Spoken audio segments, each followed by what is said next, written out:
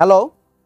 Hello, আসসালামু আলাইকুম। ওয়ালাইকুম আসসালাম। আপনার নামটি বলে প্রশ্ন করেন। আমার নাম মোহাম্মদ তুলেজুল ইসলাম। জি, বলেন। জি, আমার আমার প্রশ্নটা হলো মাননীয় রাজ্জাকি স্যারের কাছে, যে স্যার, আমরা ফ্যাসিবাদী সরকারকে তাড়াই দিলাম এবং আমরা মনে করলাম যে এখন আমরা একটা বাংলাদেশে ভালো বাংলাদেশ পাবো, আমরা বসবাস করব, আমাদের সবকিছু পরিবেশ ভালো থাকবে, আমরা বিদ্যুতের যে এখন অবস্থা, যে ঘাটতি, আমরা যে কষ্ট পাচ্ছি, সীমাহীন কষ্ট। 1 ঘন্টা 40 মিনিট পর পর বিদ্যুৎ চলে যাচ্ছে, রাত্রে ঘুমাতে পারি না, দিনের বেলা কোনো কাজ কামে করতে পারি না, এরকম সীমাহীন বিদ্যুৎ আমরা মধ্যে আছি। অথচ ফ্যাসিবাদী সরকারের সময় বিদ্যুতের সমস্যাটা ছিল না। এখন তো আমরা মাননীয় প্রধানমন্ত্রীর কাছে অনেক কিছু আশা করেছিলাম, যে একটা সুন্দর নির্বাচন হলো, মাননীয় প্রধানমন্ত্রীর নেতৃত্বে আমরা দেশের মানুষ ভালো থাকবো, জি, জি, প্রশ্নটা সবাই করেন। সুখে থাকবো। কিন্তু অশান্তির সীমাহীন, বিশেষ করে বিদ্যুৎ নিয়ে মাননীয় রাজ্জাকি স্যারের কাছে আমার একটা প্রশ্ন। আসসালামু আলাইকুম ওয়া রাহমাতুল্লাহ। জি, ধন্যবাদ, ধন্যবাদ। আপনি মন্তব্য করেছেন। নিশ্চয়ই আমরা এটি নিয়ে আলোচনা করার চেষ্টা করব। আমরা আরেকটা ফোন আছে। হ্যালো। আসসালামু আলাইকুম। ওয়ালাইকুম আসসালাম। আপনার নামটি বলে প্রশ্নটি করেন। আমি মুক্তার আলী বগুড়া থেকে বলছিলাম। জি, মুক্তার সাহেব বলেন। আমি প্রশ্নটা আমি আমার আজকের যে দুইজন বক্তা আছে, মাসুদ কামাল এবং হলো আবু হায়দার রাজ্জাকি, খুবই ভালো মানের, আজকে খুব ভালো মানের দুইজন বক্তা আছে আজকে। তা আমি ওনাদেরকে বলবো, আপনারা যে সত্য কথা বলে আসতেছে এতদিন, মানুষ কিন্তু আপনাদেরকে ভালোবাসে, সাধারণ মানুষ। দাউদ গোয়েন্দারা আপনাদেরকে ভালোবাসে না, কিন্তু ভালো মানুষ আপনাদেরকে ভালোবাসে। যে সত্য কথা বলতেছে, সত্য কথাগুলো বলে যাবেন, আল্লাহ আপনাদেরকে ভালোবাসবে। যে প্রশ্ন করেন। আমার প্রশ্নটা হচ্ছে কি, সরকার সরকার নির্বাচন নিয়ে সরকার খুব মানে মানে এই গাফাদাবি করলো যে তাড়াতাড়ি নির্বাচন হয় না, তাড়াতাড়ি নির্বাচন হয় না কেন? এটা নির্বাচন হয়ে গেল। বর্তমানে স্থানীয় যে নির্বাচনটা এরকম জরুরি, উপজেলাতে চেয়ারম্যান নাই, ইউনিয়নের চেয়ারম্যান নাই, অনেক মানুষের ভোগান্তি, এই দ্রুত নির্বাচনটা দেওয়া উচিত। এই জিনিসটা আপনাদের সরকারের সাথে আমি আলোচনা করলে আমার মনে হয় সাধারণ মানুষের উপকার হবে আর জি, কি। ধন্যবাদ। এটাই আমার প্রশ্ন আর কি। অ্যাডভোকেট আবু হায়দার রাজ্জাকি, দুটো প্রশ্ন একটা আপনি এইটা নিয়ে দিতে পারেন মুক্তার সাহেবের। আরেকটা আপনি তুলেজুল ইসলাম, তিনি প্রশ্ন করেছিলেন দেখেন, যে এই বিদ্যুৎ নিয়ে। দুইজন ব্যক্তি দুইটা মানে অভিযোগ করছে। একজন বলছেন বিদ্যুৎ নিয়ে সংকট, ফেসিস সরকার ছিল তখন তারা এটা ফিল করে নাই। আর একজন স্থানীয় নির্বাচনের কথা বলছে আগে। যাই হোক, এটা কিন্তু আর যাই হোক, সমাজচিত্র এখানে আপনার থাকতে হবে যে প্রত্যন্ত অঞ্চল থেকে এই লোকগুলো জানাইছে, তাহলে সমাজের চিত্র এটা। তার মানে বিদ্যুতের সংকট আছে আর নির্বাচনটা আগে চায়। আমার প্রশ্ন হচ্ছে, যে খুশি যা খুশি তাই করুক, আপনি যখন একটা গণতান্ত্রিক সরকার নির্বাচনে বিশ্বাসী, যে নির্বাচন করার জন্য চিৎকার করে গলা ফাটাইলেন, আপনি কি হিসাবে আপনার প্রশাসক বসাইলেন? কেন আপনি প্রশাসক বসাবেন কেন? কেউ কেউ বলে যে অন্তর্বর্তীকালীন সরকারের সময় আমরা সাধারণত দেখছি প্রশাসক বসায় আমলা থেকে, কিন্তু আপনি পলিটিক্যাল লোক বসাইছেন। আপনি তো নির্বাচন না করে পলিটিক্যাল লোক বসাইতে পারেন না। আমার ব্যক্তিগত ওপিনিয়ন, আপনি পলিটিক্যাল লোক বসাবেন কেন? আপনি কি পলিটিক্যাল লোককে প্রোভাইড করলেন কেন? আপনি যদি আমলাও বসাইতেন, সেই আমলা যদি জামাতপন্থী হইতো কিংবা আওয়ামীপন্থী হইতো, কথার কথা তারা জানতো ক্ষমতায় আছে বিএনপি, সুতরাং ঘাড় ঘুরানো যাবে না ডাইনে বায়ে। একটা খোরা অজুহাত দিলেন আপনি প্রশাসন বসাই দিলেন। একেবারে শুধু যে পৌরসভা মেয়র তা না, জেলা পর্যায়ে পর্যন্ত, জেলা পরিষদের চেয়ারম্যান।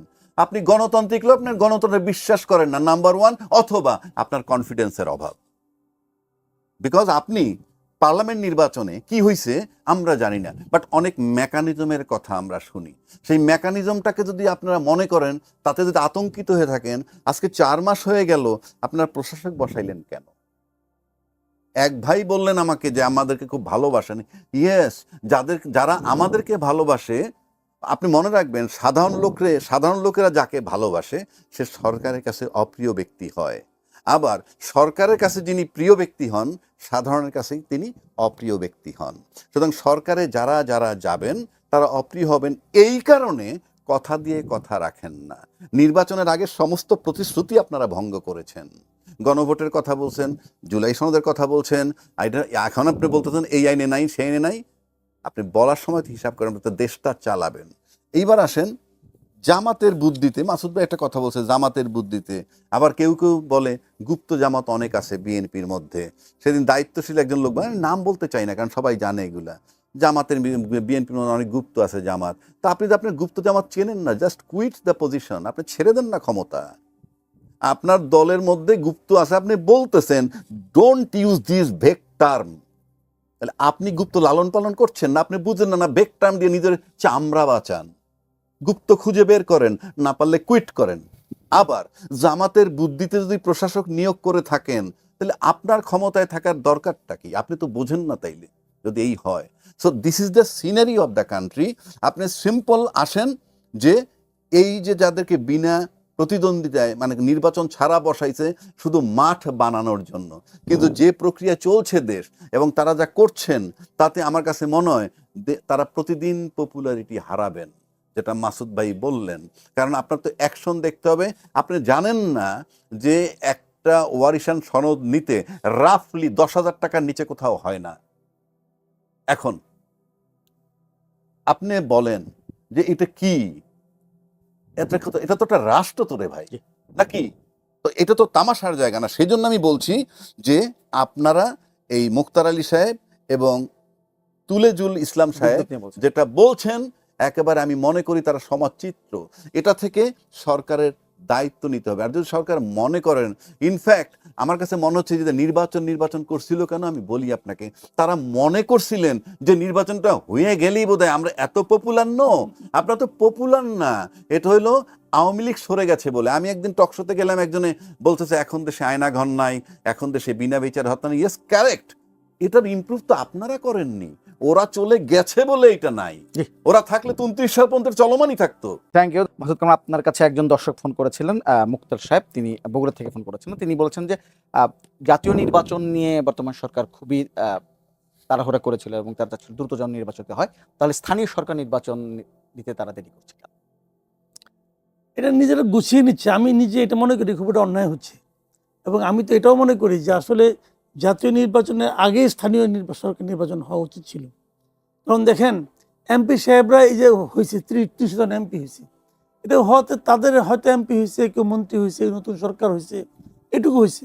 কিন্তু এমপিদের কাজটা আমরা কী পাচ্ছি বলেন তো? কী পাচ্ছি? নেট সুবিধাটা আবার কী হচ্ছে? এখন যদি স্থানীয় সরকার নির্বাচনটা আগে হয়ে যেত, তাহলে দেখেন স্থানীয় সরকারগুলি কিন্তু আগের গভর্নমেন্ট শুরুতে এসে কিন্তু সবগুলো স্থানীয় সরকার কিন্তু তারা বাতিল করে দিচ্ছে। কিন্তু যদি ইউপিটা আছে, বাট সবাই তো বাতিল করে দিচ্ছে।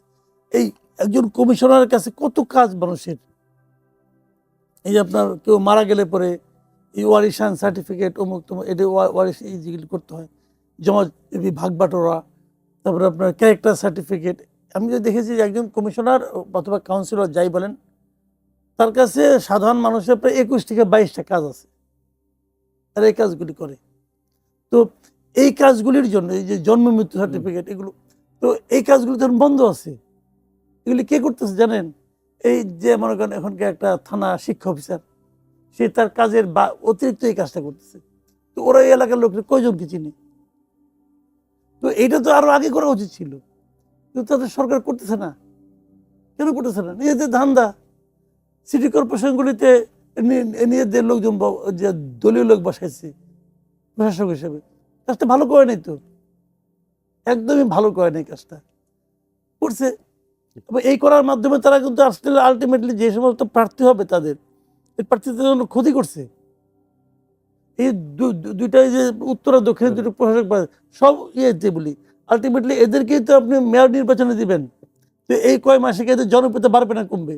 কমবে। তো এদেরকে তো এদের ক্ষতি করেন আপনি।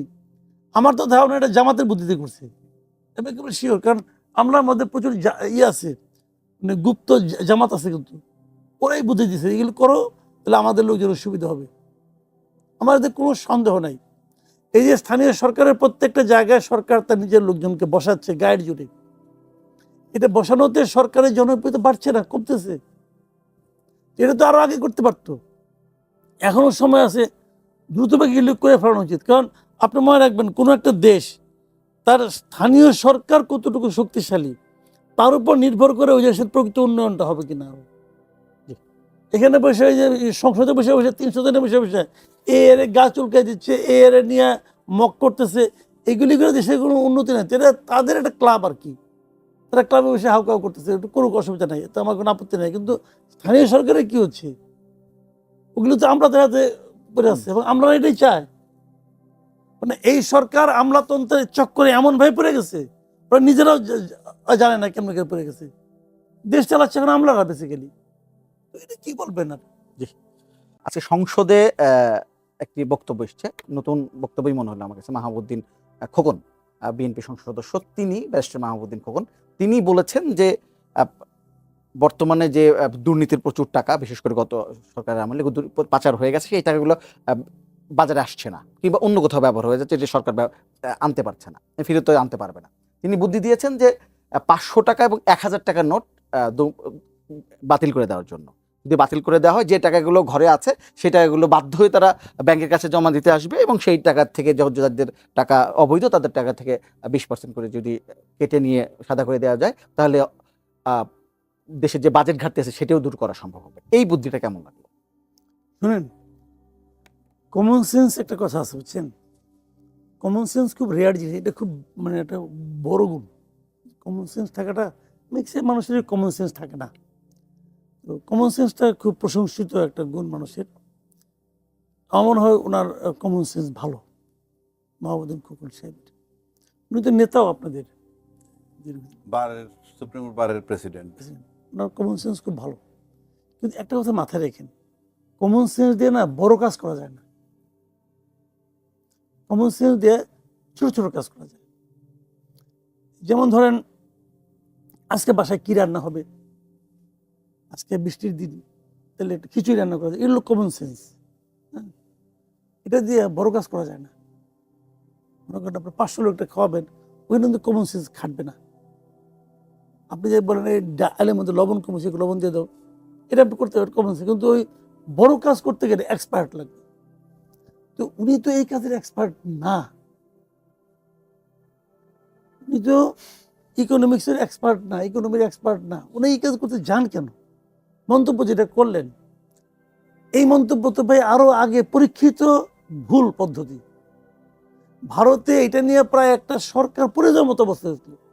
এই ডিমনিটাইজেশন করতে যে ভারতের যে কি অবস্থা হয়েছিল, এটা উনি দেখে নাই। ভারত সেই ধাক্কা, মোদী সরকার সেই ধাক্কায় এখনো ওই ধাক্কা সারা আছে।